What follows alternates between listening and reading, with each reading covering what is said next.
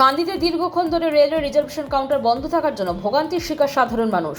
মুর্শিদাবাদ জেলার Kandi bus stand railway reservation centre Kandi মহকুমা এলাকার বাসিন্দাদের সুবিধার জন্য চালু হয়।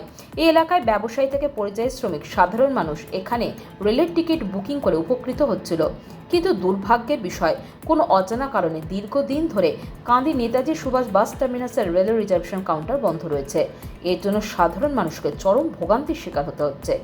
প্রচুর অসুবিধা, কেন কি এখানে আশেপাশে কোনো রেলওয়ে স্টেশন নেই। রেলওয়ে স্টেশন এখান থেকে খাগড়াঘাট সালার যেতে হয়, এখানে এত টাইম কনজিউমিং হয়। তো এই গরমের মধ্যে যদি এখানে টিকিটের ব্যবস্থা না থাকে তো আমরা তো খুবই অসুবিধাতে পড়ি। এর জন্য সরকারকে কিছু ভাবা উচিত, রেলওয়ে দপ্তরকে কিছু ভাবা উচিত। এতদিন ধরে লিঙ্ক ফেলে এতটা ঠিক না, দেখা উচিত। কী কারণে এই রেলওয়ে রিজার্ভেশন কাউন্টার বন্ধ আছে তার উত্তর নেই কারোর কাছেই।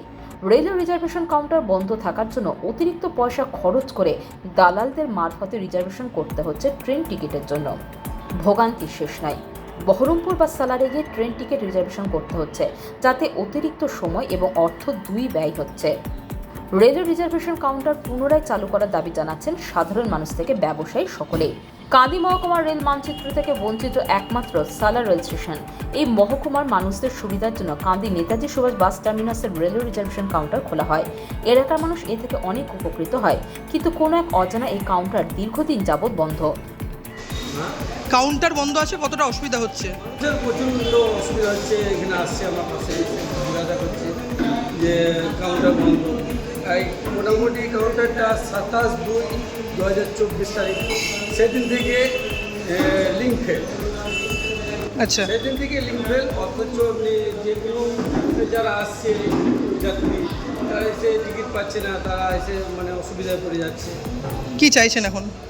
আমরা চাচ্ছি যে আমাদের কান্দি বাস স্ট্যান্ডের কাউন্টারটা হচ্ছে পুনরায় চালু হোক, এইটা আমরা চাই। এই মহকুমার মানুষদের সুবিধার জন্য কান্দি নেতাজি সুভাষ বাস টার্মিনাসের রেলওয়ে রিজার্ভেশন কাউন্টার খোলা হয়।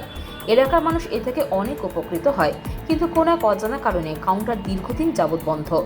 তাই এলাকার মানুষের দাবি এই কাউন্টার দ্রুত চালু হোক। बीएसएनएल का लिंक जो है ना, वो बीएसएनएल का वाई से लिंक आता था, वो बोला ये पूरा लाइन कट गया। वो बीएसएनएल का बोला वो पूरा कट गया, वो हम ठीक नहीं कर पाएंगे। इसके लिए फिर बोला कि हाई अथॉरिटी से परमिशन लेना होगा ऑप्टिकल फाइबर के लिए, उसके बाद कुछ होगा। उसके बाद और शायद देखिए आप अपने रेलवे डिपार्टमेंट में जाना है? रेलवे डिपार्टमेंट क्या बोल रहे हैं? रेलवे डिपार्टमेंट बोला ठीक है, प्रोसेस हो रहा है, कागज़ की कार्रवाई हो रहा है, आगे होगा, कागजी कार्रवाई हो रहा है। Bureau news Bangla.